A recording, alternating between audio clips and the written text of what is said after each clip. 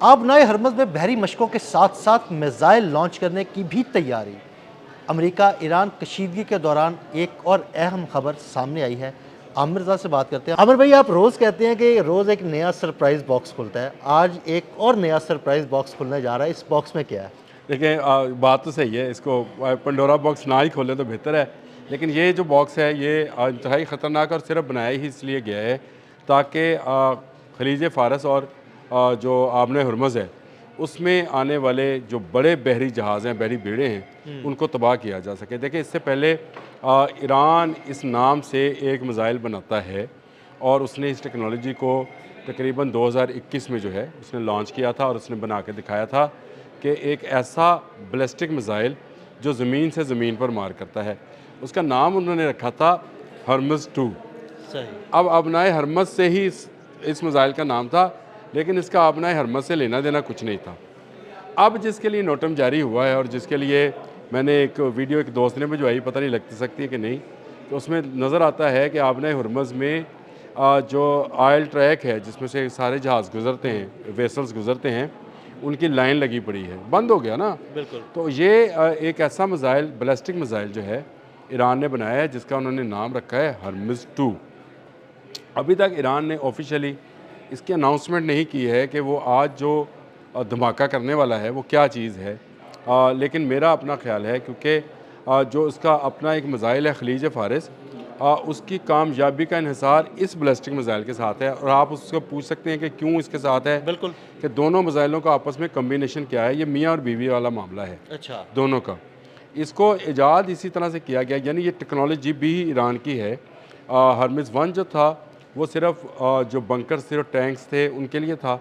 ये हरमिज़ 2 जो है ये वेसल्स के लिए है, बहरी जहाज़ों के लिए है। और ये बहरी जहाज़ों के जो रडार सिस्टम्स हैं उनको ब्लॉक करते, देखें है बैलिस्टिक मिसाइल, तबाह किनको करता है क्योंकि इसको बनाया, इसको डिज़ाइन इस तरह से किया गया है। ये फतह 2 की, अगर आप फतह 2 ईरान का हमने डिस्कस किया कि जी, नहीं जी। किया, किया था, हुआ डिस्कस। जो कि रडार होमिंग के ज़रिए जो है उसी रडार को तबाह करता है। और अमेरिका जदीद तरीन रडार्स को लेकर आया है। इसकी रेंज 300 किलोमीटर है। ये 300 किलोमीटर ऊपर उठता है और तेज़ी के साथ रडार की ही वो रडार जो डिटेक्ट करने के लिए है मिसाइल को, उसी को लेकर ये अपना रास्ता जो है तलाश करता है और उसके बाद ये डी ट्रैक नहीं होता है। ये मतलब इंतहाई ख़तरनाक है। उस रेडार की जो लहरें हैं उनको फॉलो करता है और फिर उसी रेडार को उसी जाके हिट रडार को वो करता है। हिट करता है, चाहे वो रडार जो है आसमान पर हो चाहे समंदर पे हो। ईरान ने जो इसका कम्बिनेशन, जो मैंने इसको मियाँ बीवी करार दिया है, इस तरह से बनाया है कि इसके बाद जैसे ही ये रडार्स को तबाह करने के लिए निकलता है तो खलीज फ़ारस को छोड़ा जाता है।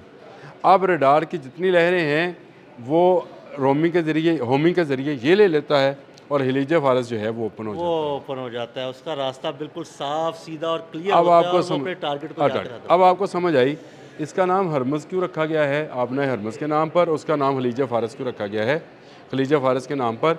ये प्योरली एक नई तकनीक आप समझ सकते हैं जो बनाई है। और ये जब मैं इसकी स्टडी कर रहा था तो अमेरिकन थिंक टैंक भी ये कह रहे थे कि ये तबाह कर सकता है, यानी बड़े बहरी जहाज़ों को, जिनको हम त्यारा बरदार जहाज़ कहते हैं, उनको ये सिस्टम जो है उसके सिस्टम में, क्योंकि इस वक्त जो रडार्स काम कर रहे हैं जो अब्राहम लिंकन के साथ हैं या उसके साथ हैं जो जराल्ड आर फोर्ड आ रहा है बिल्कुल। उसके साथ हैं, वो रडार्स जो हैं उनको ब्लॉक करने का ये काम करेगा। और उसी तेज़ रफ्तारी के साथ, जिस तरह से बहुत दफ़ा समझाया कि बैलिस्टिक मिसाइल जो हैं वो उठते हैं और उठने के बाद कोर्स बनाते हुए अपने टारगेट की तरफ जाते हैं। यही अब अपनी कोर्स बना रहा होगा तो जो रडार इसको डिटेक्ट कर रहा होगा ये उसी के साथ जो है सही। वापस उस तक पहुंचेगा और रडार सिस्टम को जैम या ब्लॉक या तबाह करते हुए ये दूसरे मिसाइल को रास्ता देगा कि वो आए और वेसल्स को तबाह कर दे। ये एक ख़तरनाक हथियार जो है इसका है कि आज वो उसका जो है अमली मुजाहरा करेंगे।